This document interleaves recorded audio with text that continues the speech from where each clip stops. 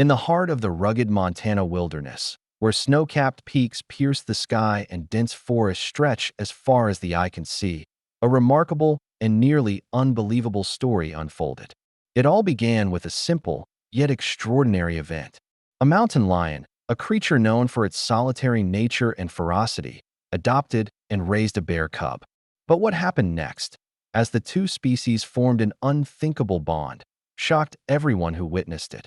Imagine a world where nature's laws are bent by compassion, where love and protection reach beyond the bounds of species.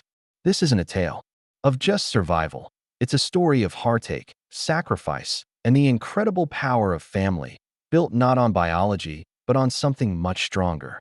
The kind of love that can bridge the divide between predator and prey, between what's expected and what defies all understanding.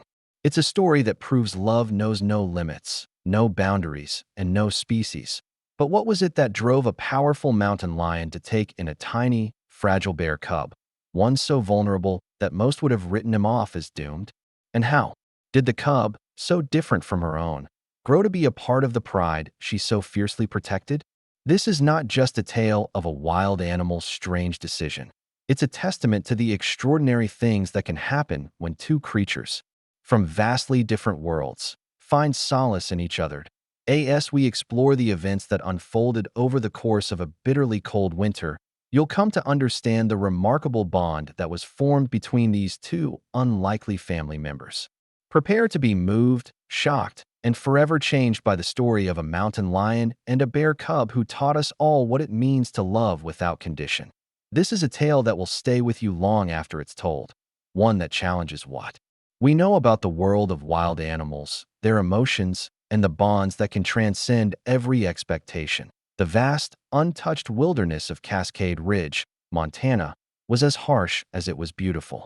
Towering pine trees clung to the mountainsides like soldiers in a silent, stoic battle against the relentless winter winds. The snow fell in heavy, silent flakes, painting the world in a blanket of cold purity. Yet, beneath this frozen exterior, a story was unfolding that no one could have ever predicted. Ted Ramsey, at 74 years old, had seen it all. His weathered hands gripped the wooden railing of his cabin porch as he gazed across the snow-laden landscape, his heart heavy with the knowledge that winter was about to unleash its full fury. The cold had a way of creeping into his bones, reminding him of the years he'd spent living alone in this remote part of the world. A former conservationist, Ted had found solace in the isolation of the Montana wilderness, away from the noise of the world. For the past 3 weeks, Ted had been testing out new monitoring equipment for the wildlife preserve, a job that had him constantly peering through his computer screen as he monitored the movements of various wildlife species. His eyes, though strained with age, were sharp, and he'd spent years familiarizing himself with the creatures of the wild. Little did he know, the discovery he was about to make would shatter his understanding of the natural world. That it was late. One winter evening, when Ted first noticed the strange shape flickering across his screen, the infrared camera had caught movement near an old oak tree about 200 yards from his cabin.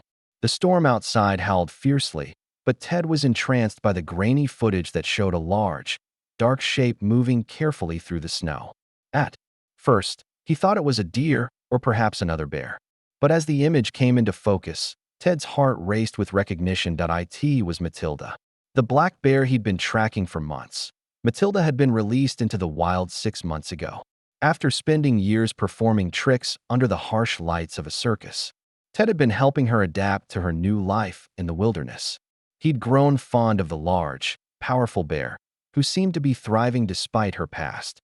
But tonight, something was different. Matilda moved with the slow, deliberate steps of a mother in labor. Each breath she took seemed heavier than the last. She stopped every few steps, resting against the snow-covered trees. Ted, his heart in his throat, watched as Matilda neared the hollow oak. His hands shook as he zoomed in on the camera feed. He knew he was about to witness something incredible and intimate.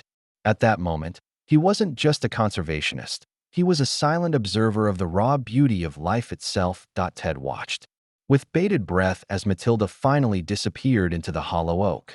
The storm outside raged on, but Ted was glued to the screen, his mind racing as he realized he was about to witness something very few ever had: the birth of a bear cub in the wild. Hours passed, and Ted's eyes never strayed from the monitor. His fingers gripped the receiver tightly, adjusting the static-laden signal as best as he could. As dawn broke, the first cub emerged. Tiny, blind, and trembling, it was followed by another, and then another. By the time the first rays of sunlight pierced through the storm, there were 5 bear cubs huddled together, seeking warmth from their mother's belly. Ted's heart swelled with joy. The moment was breathtaking. He wiped a tear from his cheek as he marveled at the sight of the small, vulnerable creatures. New life, fragile and beautiful. But his joy quickly turned to concern. There was one cub, the smallest of them all, who stood apart from the others. This tiny cub, whom Ted would later name Cubby, was half the size of its siblings. It trembled constantly, even when pressed against Matilda's warm fur, and struggled to feed. Ted could sense it. This little cub wasn't strong enough to keep up.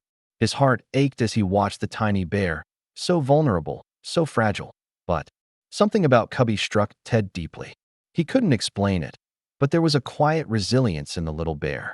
It reminded him of his late wife, Eleanor, small, delicate, but with a spirit that refused to give up. As he watched the cub struggle to find its place among the others, Ted whispered softly to the empty cabin, "Come on, little one." He hoped that somehow his words would help. As the days passed, Ted continued to monitor the bear cubs. The 4 larger cubs grew stronger, their eyes opened, and they became more playful, wrestling with each other in the warmth of the hollow oak. But Cubby remained weak. He stayed apart from the group, often shivering alone at the edge of the den, while the others nursed contentedly. Ted's journal entries grew more frequent. He documented every moment of the cubs' early lives, each small victory, each setback. He watched as Matilda tried her best to care for Cubby. Sometimes, she would nudge him closer to her belly, licking his fur and grooming him more carefully than the others. It was clear that she loved all of her cubs, but Cubby's struggle was a constant reminder that nature's harshness couldn't be ignored. But even Matilda's tender care wasn't enough to change the reality of the wild. The small cub grew weaker with each passing day. It was a heart-wrenching sight. Matilda's nurturing instincts could only go so far when survival in the wilderness demanded more than just love. And yet, Ted couldn't tear his eyes away from the screen. He knew he had to witness this. Even if the outcome seemed grim. A week later, the danger Ted had feared arrived. The wolves had been circling the area for days, drawn by the scent of vulnerable cubs. Ted had seen them on the cameras before, lurking at the edges of the territory, watching from afar. But this time, something was different. Hunger had driven the wolves to become bold. Ted's heart raced as the camera feed showed 6 gray wolves emerging from the trailing. They moved with deadly precision, their eyes focused on the den. Matilda saw them almost immediately, her instincts kicking in. As she positioned herself between the wolves and her cubs, her massive form towered over the tiny bear cubs, a mother willing to fight to the death to protect her own. The wolves were quick, darting in and out, attacking with a speed that matched Matilda's desperation. She fought with all the strength she had left, her claws raking across the wolves' snouts, her jaws snapping with fury. But it was clear that she was outnumbered. As one of the wolves lunged at her rear leg, Matilda let out a cry of pain that echoed across the frozen landscape. In that moment, Ted knew what she had to do. The wolves had driven her to a breaking point. She had no choice but to protect her strongest cubs, the ones who had the best chance of survival. With a final, desperate look at her smallest cub, Matilda limped away, leaving Cubby behind in the chaos of the attack. For days, Ted watched as Cubby remained motionless in the hollow oak, his tiny body barely visible against the dark wood. The storm raged on, the temperatures dropping, and Ted's heart broke knowing that the cub was alone, cold, and fighting for survival. He wanted to help, but he knew he couldn't intervene. Human intervention could be more dangerous for the wild animal than anything else. But then, as if the forest had a plan of its own, a new figure appeared. Rosa, the mountain lion, had her own tragic story. Like Matilda, she had been released into the wild after years of captivity. She had been confiscated from an illegal exotic pet operation, a victim of human greed. Rosa had been grieving the loss of her own cub just weeks before. Her tiny male cub had died from a congenital heart defect, a blow from which she had not yet fully recovered. Rosa had known loss, abandonment, and loneliness in a way few creatures did. So when she entered the clearing and smelled Cubby's faint cries, something inside her shifted. There was a raw maternal instinct that stirred in her chest. She was no longer just a predator, but a mother looking for a child to care for.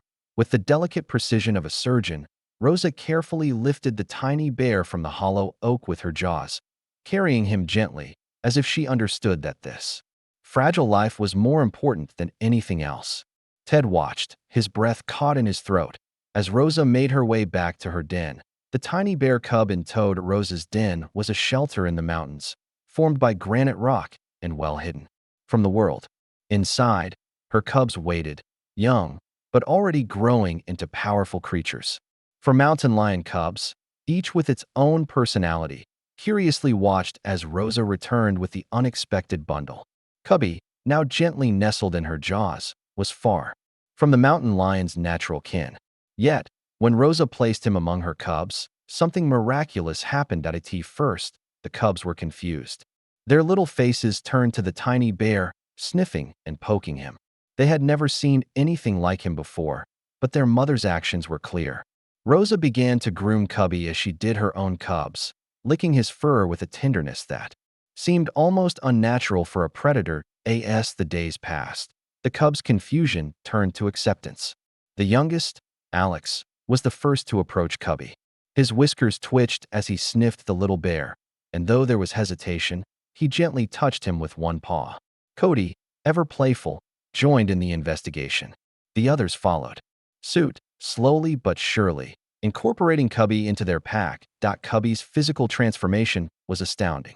Though still smaller than his adopted siblings, he gained strength with each passing day, helped by the mountain lion milk that nourished him and the warmth of the den that kept him safe from the harsh elements outside. But it wasn't just his physical strength that grew. Cubby began to understand that this new family, though strange, was his. He played with his adopted siblings, sliding down snow-covered hills in a way only a bear could, and his mountain lion brothers and sisters, curious and enthusiastic, joined him, tumbling in joyful chaos. In the early days of winter, when the forest was particularly dangerous and predators roamed more freely, Cubby's bravery proved invaluable. One day, a pack of coyotes, drawn by hunger, approached the den. Cubby, whose senses were finely tuned to danger, noticed them long before his siblings did. His warning call, half growl, half chirp, echoed through the forest, alerting the mountain lion cubs to the threat. But what happened next shocked Ted beyond words. Cubby did something no one expected. Instead of retreating, he stood at the entrance of the den, his voice booming in deep, resonant roars. Sounds more like a bear than a lion. The coyotes, confused and uncertain, hesitated.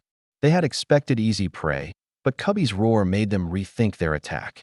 After a few tense moments, they retreated, unwilling to challenge what they thought might be a full-grown bear. In that instant, Ted knew that Cubby was no longer just a fragile cub.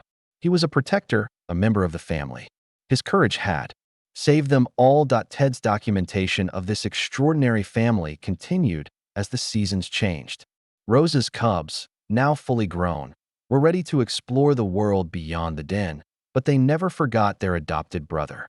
Cubby had found his place in this family, and it was clear he had brought something special to their lives: his calm presence, his unique strengths, and his loyalty. The world watched as Ted's footage was shared, touching the hearts of millions. It wasn't just a story about two species coming together. It was a story of love, sacrifice, and the power of family. It reminded us that sometimes the bonds we share are stronger than the boundaries that nature has set. As Ted grew older, he continued to share the story of Cubby and Rosa, using it as a way to teach others about the emotional lives of animals. He never stopped being amazed by the miracle of their bond, and the world never stopped being moved by it. In the end, the story of the mountain lion and the bear cub wasn't just about survival. It was a testament to the power of love to transcend every boundary nature had ever created.